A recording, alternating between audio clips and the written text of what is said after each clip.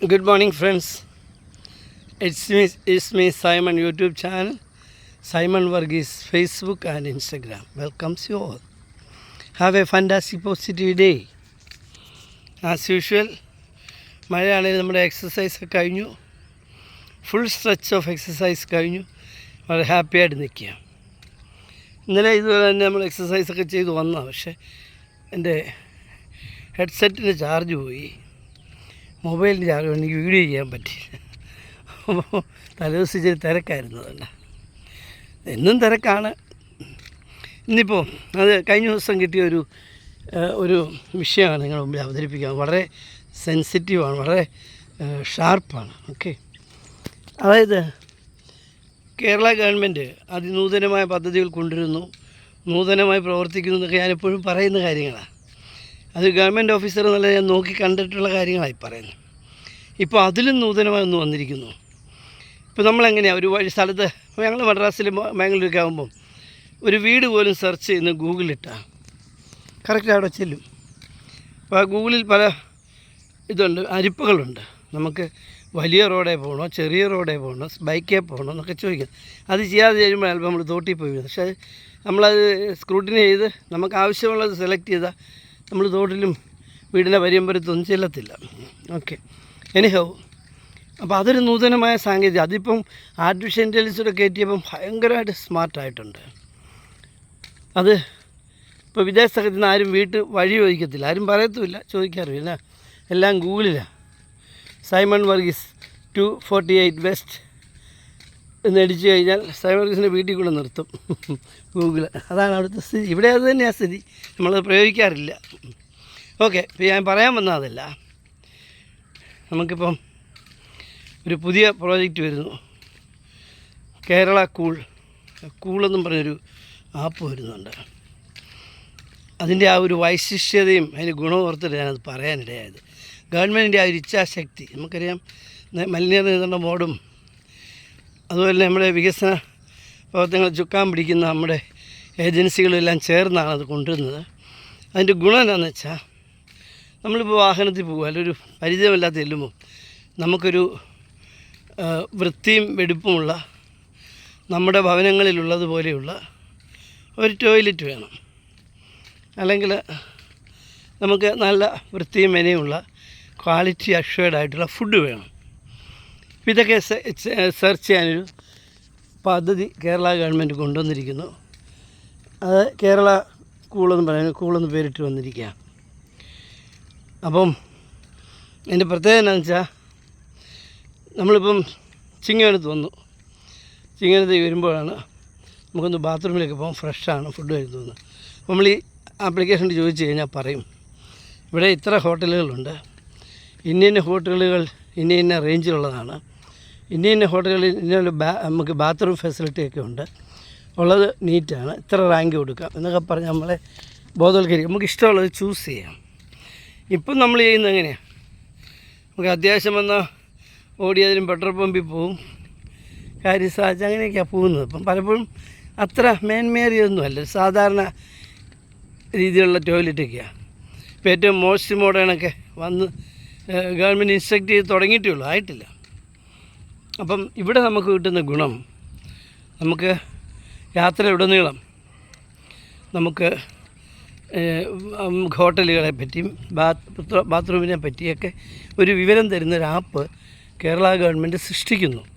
അതിൻ്റെ പ്രത്യേകത എന്താണെന്നറിയാം, ഒരാപ്പ് വന്നു, ഒരു കട അല്ലെ ഒരു ഷോപ്പ്, അവരിത് രജിസ്റ്റർ ചെയ്യണം നിർബന്ധമൊന്നുമില്ല.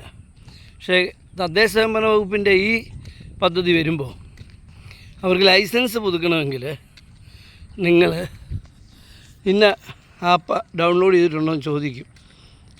അതിൽ നിങ്ങളുടെ ഫെസിലിറ്റീസ്, നിങ്ങളുടെ സ്പെഷ്യാലിറ്റീസ് അങ്ങനെ വരുമ്പം ഈ ആപ്പിലേക്ക് കേരളത്തിലെ മുഴുവൻ വ്യാപാര വ്യവസായ സ്ഥാപനങ്ങളും ഹോട്ടലുകളും ലോഡ്ജുകളും അതുപോലെ തന്നെ പബ്ലിക് കംഫർട്ട് സ്റ്റേഷനും എല്ലാം വരും.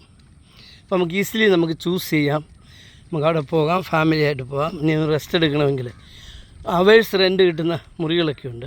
ഒരു 3 മണിക്കൂർ റെസ്റ്റ് എടുക്കണം, ഒരു മുറി എടുക്കേണ്ട ആവശ്യമില്ല.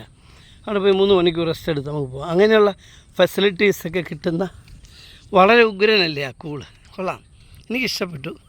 നമുക്ക് പ്രയോജനപ്പെടുത്താം. വലിയ താമസമില്ലാതെ അത് ഇറങ്ങും. മിക്കവാറും കേരളപ്പിറവിയോടുകൂടി അതും എത്തുമെന്ന് തോന്നുന്നു. വളരെ ഫാസ്റ്റായിട്ട് കുറേ അധികം ഗിഫ്റ്റുകളാണ് ഈ കേരളപ്പിറവി നമ്മൾ പ്രതീക്ഷിക്കുന്നത്. നമ്മുടെ പ്രിയപ്പെട്ട മുഖ്യമന്ത്രി എന്തൊക്കെയോ ഗിഫ്റ്റ് തയ്യാറാക്കി വെച്ചിരിക്കുന്നു എന്നാണ് കേൾക്കുന്നത്. സെക്രട്ടേറിയറ്റിൻ്റെ പരിയമ്പുറത്ത് പറഞ്ഞു കേൾക്കുന്നത്. നമ്മൾ ആകാംക്ഷയോടെ കാത്തിരിക്കുകയാണ്. കേരള ജനത മുഴുവൻ കേരളത്തിൻ്റെ പിറവി ദിനം ആകാംക്ഷയോടെ കാത്തിരിക്കുകയാണ്. നമ്മുടെ മുഖ്യമന്ത്രി എന്താണ് ഒളിപ്പിച്ച് വെച്ചിരിക്കുന്നത് അറിയാൻ വേണ്ടി. എനിക്ക് തോന്നുന്നത്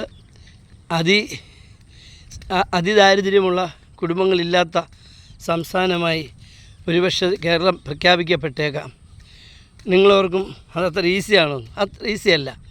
കാരണം ഭക്ഷണം കഴിക്കാൻ ജോലിക്ക് പോകാൻ പറ്റാത്ത മാതാപിതാക്കളുള്ള വീട്ടിൽ നമുക്ക് ഭക്ഷണം എത്തിച്ചു കൊടുക്കാം, ഭക്ഷണ സാധനങ്ങൾ എത്തിച്ചു കൊടുക്കാം. അതുപോലെ തന്നെ രോഗികൾ മേലാത്തവർക്ക് മരുന്ന് എത്തിച്ചു കൊടുക്കാം. പക്ഷേ ഭക്ഷണം ഉണ്ടാക്കാൻ കഴിയാത്തവർക്ക് ആയിരക്കണക്കിന് ആളുകൾക്ക് ഭവനത്തിൽ എന്നും കൃത്യമായി ഭക്ഷണം എത്തിച്ചു കൊടുക്കുക. Morning tea, breakfast, lunch, evening tea, supper, ഇത് കൃത്യമായി എത്തിച്ചു കൊടുക്കുക എന്ന് പറഞ്ഞാൽ ഗവൺമെൻറ്റിൻ്റെ മെഷീനറി എത്രമാത്രം സുചാലകമായിരിക്കണം ഒന്ന് ആലോചിക്കുക. അതാണ് ഏറ്റെടുക്കാൻ പോകുന്നത്. അങ്ങനെയെങ്കിൽ മാത്രമേ അതിദരിദ്രരില്ലാത്തൊരു സംസ്ഥാനമായി കേരളത്തെ പ്രഖ്യാപിക്കാൻ കഴിയൂ. അപ്പോൾ അത്തരത്തിൽ നൂതനമായ ആശയങ്ങളുമായി മുമ്പോട്ട് പോവുകയാണ്. എന്തായാലും ഈ വരുന്ന നവംബർ 1-ാം തീയതി നമ്മളെ സംബന്ധിച്ചിടത്തോളം ഒരു ആകാംക്ഷയുള്ള, ഒരു മൃദുല നൊമ്പരമുള്ള, സ്നേഹമുള്ള, അനുകമ്പാർദ്രമായ ഹൃദയമുള്ള ഒരു ദിനമായിരിക്കും, സംശയമൊന്നും വേണ്ട. അപ്പോൾ ഞാനീ പറഞ്ഞ ആപ്പും ഇവിടെ കൂളും അതിൽ വരും എന്ന് ഞാൻ വിചാരിക്കുകയാണ്. എന്തായാലും നല്ല ഒരു ദിനമായി തീരട്ടെ അതെന്ന് വിചാരിക്കുകയാണ്. പ്രിയമുള്ളവരെ, ഈ കുറച്ച് കാലമായിട്ട് നമ്മൾ ആഗ്രഹിക്കുന്നൊരു കാര്യം നിങ്ങളോട് പറയാതിരിക്കാൻ നിർവാഹമില്ല. ഈ ആൻജിയോപ്ലാസ്റ്റി എന്ന് പറഞ്ഞാൽ അത് ഹൃദയവുമായി ബന്ധപ്പെട്ട എന്തോ ഒരു കാര്യമാണ് എന്ന് നമ്മളിൽ പലരും, ഞാനടക്കം ചിന്തിച്ചിരുന്നു. എന്നാൽ കഴിഞ്ഞ ദിവസം ഞാൻ എൻ്റെ ഒരു സുഹൃത്തുമായിട്ട് സംസാരിച്ചപ്പോൾ അവരിപ്പോൾ വെല്ലൂർ മെഡിക്കൽ കോളേജിലാണ്, തമിഴ്നാട്ടിലെ. എന്താ ആൻജിയോപ്ലാസ്റ്റി കഴിഞ്ഞു? ഞാൻ എവിടെ? കാലിലാണ്. പുള്ളിക്ക് ഷുഗർ ഉണ്ടായിരുന്നു, പുള്ളിയുടെ ബ്ലഡ് വെസലിൽ ബ്ലോക്ക് ഉണ്ടായി. അത് ക്ലിയർ ചെയ്യാൻ വേണ്ടി അത് ആൻജിയോപ്ലാസ്റ്റി ചെയ്തു. അത് ചെയ്യുന്ന സന്ദർഭത്തിലാണ് വൃക്കയിലേക്കുള്ളൊരു രക്തധമനിയിലൊരു ബ്ലോക്ക് കണ്ടു. അതും ചെയ്തു എന്ന് പറഞ്ഞു. വളരെ സന്തോഷത്തോടെ. ഒന്ന് ആലോചിച്ച് നോക്കണം, രക്തം ഓട്ടമില്ലാതെ വരുമ്പം ആ ഭാഗം പ്രവർത്തനരഹിതമാകും. ക്രമേണ ആ ഭാഗം നീക്കം ചെയ്യുകയാണ് നമ്മളെല്ലാം കേട്ടിട്ടുള്ളതല്ലേ. ഡയബറ്റിക്കാർക്കൊക്കെ അങ്ങനെയാണ് സംഭവിക്കുന്നത്. അതിന് കാരണം പറയും അത് ഇൻഫെക്ഷനായി എന്നൊക്കെ പറയും. അതിൻ്റെ ബേസിക് കാരണം രക്തോട്ടം നിലച്ചു എന്നുള്ളത് തന്നെയാണ്.